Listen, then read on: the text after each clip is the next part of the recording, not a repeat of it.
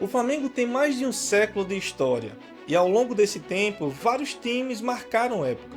Algumas gerações conquistaram títulos históricos, outras encantaram o futebol brasileiro e algumas entraram para sempre na memória da torcida. Hoje você vai conhecer os melhores times da história do Flamengo e entender por que essas equipes se tornaram lendárias. Então já curta esse vídeo e se inscreva aqui no canal, porque hoje nós vamos viajar pelas maiores gerações da história do Flamengo. O Flamengo sempre foi conhecido por montar grandes equipes. Desde os primeiros títulos estaduais até as conquistas internacionais, o clube construiu gerações que marcaram época no futebol brasileiro. Mas alguns times foram além.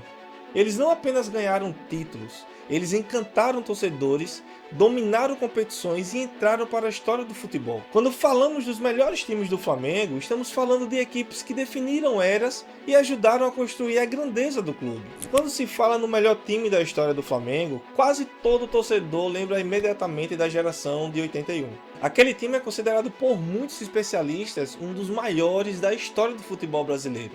A equipe era liderada por Zico e contava com grandes nomes, como Júnior, Leandro, Adílio, Nunes. Com esse elenco, o Flamengo conquistou a Copa da Libertadores de 1981 e depois venceu a Copa Intercontinental também de 1981, derrotando o Liverpool. Esse time entrou definitivamente para a história. Depois da conquista do Mundial, o Flamengo manteve praticamente o mesmo elenco e continuou dominando o futebol brasileiro. Nos anos de 1982 e 83, o clube conquistou 2 títulos consecutivos do Campeonato Brasileiro. O time mantinha a mesma base técnica e um estilo de jogo ofensivo que encantava os torcedores. Era uma equipe extremamente talentosa e bem organizada dentro de campo.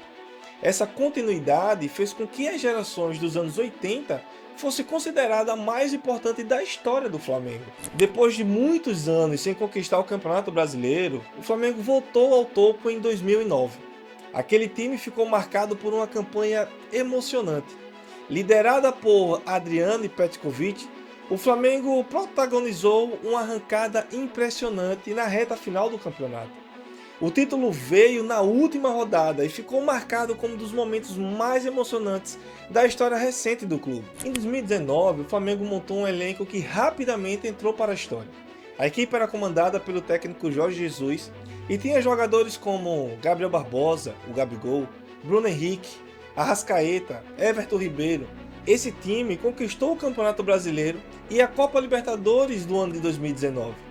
A final da Libertadores ficou marcada pela virada histórica contra o River Plate com 2 gols de Gabigol.